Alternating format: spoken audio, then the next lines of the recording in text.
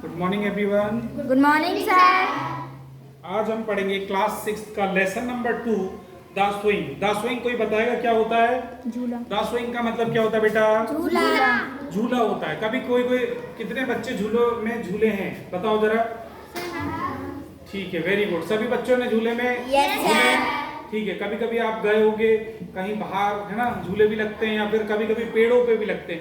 जो पेड़ों पे लगते हैं, गाँव में लगते हैं और वो झूलों में बहुत मजा आता है बच्चों को और बहुत प्यारे लगते हैं। जैसे कि इस पेड़ में बताया गया है, इस चीज में बताया गया है कि ये उसकी जो डालें हैं उस पर रस्सी डाल दी जाती है और उस पर झूला लगा दिया जाता है और उसमें कई बच्चे झूलते हैं तो उसमें उनको बड़ा मजा आता है। द स्विंग का आ गया है जिसे, है ना। अब देखो सब मेरे साथ बोलेंगे। How do you like to go up in a swing up in the air so blue oh I do think it's the pleasant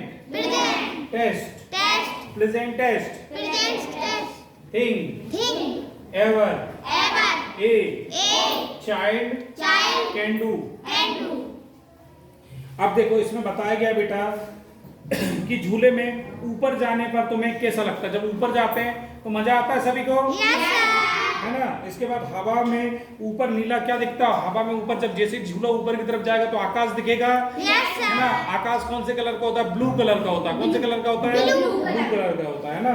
इसके बाद देखो फिर अरे उसमें फिर क्या होता है कि ये जो रॉबर्ट लुईस और स्टीवेंसन है जिसने ये कविता लिखी है, रॉबर्ट लुईस स्टीवेंसन ने जो कविता लिखी है, इसमें ये बता रहे हैं कि मैं सोचता हूँ कि ये एक बच्चे के द्वारा कभी किया गया एक सबसे अधिक आनंददायक कार्य है।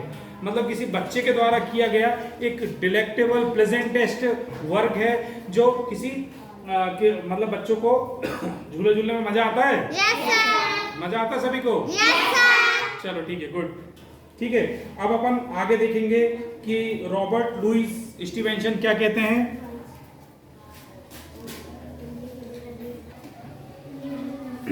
अब देखो बेटा सभी पढ़ेंगे। अब in the air and over the wall till I can see so wide rivers and trees, cattle and all over the countryside till I look down on the garden green, down on the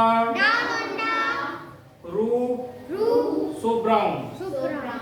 देखो अब इसमें बताया गया है कि हवा के ऊपर और दीवार के ऊपर जाऊं जहां तक मुझे दूर दूर तक नदियां और पेड़ दिखती। जब झूला ऊपर नीचे जाता है तो नदियां दिखती हैं और दूर दूर तक क्या दिखता है उसे?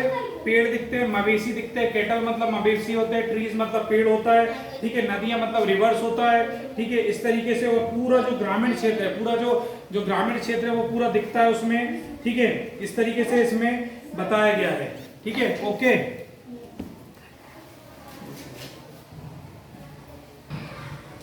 देखिए सभी पढ़ेंगे साथ में। Up in the air I go flying again up in the air and down। अब देखो ये जो कविता लिखी है वो लिखी है रॉबर्ट, ठीक है। LOUIS Louis STEVENSON।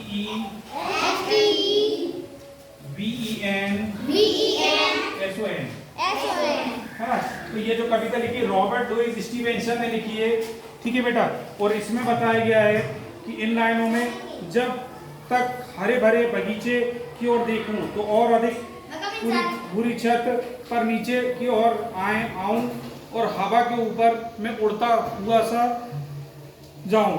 इसी तरह से हवा के ऊपर आता जाता रहूं और जो झूले का आनंद है, द स्विंग, झूला किसको कहा गया है? स्विंग को कहा गया है, ठीक है। और ये किस में लगा है? ट्रीज में लगा है। और ये पूरे गांव का बताता है, जिसमें हरे पेड़ है ना, पशु जीव जंतु सभी चीज दिखते हैं, हरियाली दिखती है और बड़ा डिलेक्टेबल लगता है, बड़ा सुहावना लगता है।